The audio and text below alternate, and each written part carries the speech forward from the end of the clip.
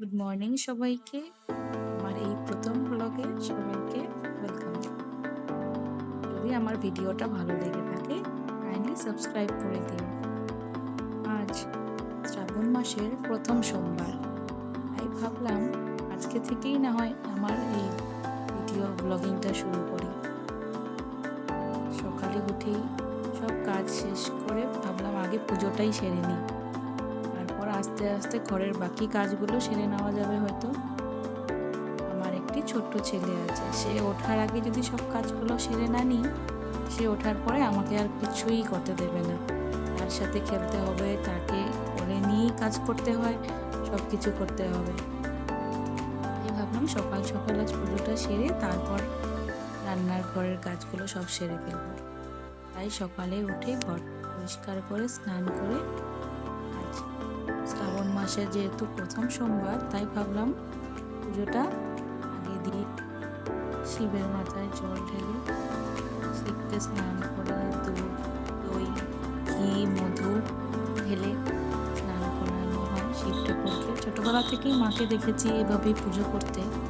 আমি ঠিক জানি না কতটা সঠিক, তবুও এভাবেই দেখেছি মাকে রোজ, রোজ বলতে সেই শ্রাবণ মাসের সোমবারগুলোতে এভাবেই মা পুজো করতো।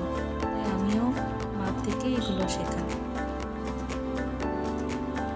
বাকি তো সারা দিনের কাজ পড়েই থাকে, কিন্তু এই শ্রাবণ মাসের সোমবারটা একটু ভালো মতো এই শিবের মাথায় জল না ঢেলে আমার জানি কিছুই খেতে ইচ্ছে করে না।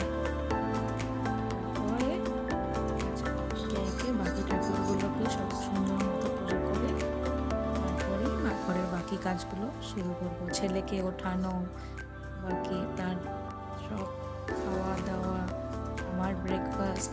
যেহেতু আমার হাজব্যান্ডের বেশি সেলসের জব, উনি সব সময় বাইরেই থাকি, তো সবটা ঘরের কাজ আমাকেই ম্যানেজ করতে হয়। তাই আমি ছেলে ওঠার আগেই সব কাজগুলো সেরে ফেলার চেষ্টা করি।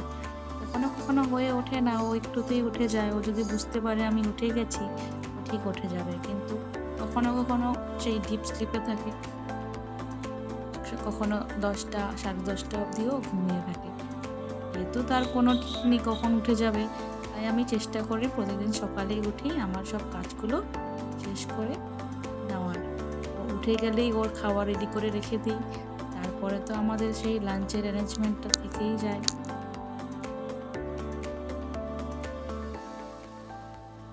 বাকিগুলো আমি আস্তে আস্তে সেরে ফেলি, ওকে একটু টিভি দেখিয়ে, ওকে খেলা করে। বাকি আজকের ভিডিওটা এখানেই শেষ করছি। আবার দেখা হবে নেক্সট ভিডিও। যদি ভিডিওটা ভালো লেগে থাকে লাইক, কমেন্ট অ্যান্ড শেয়ার করে দিও। Thank you.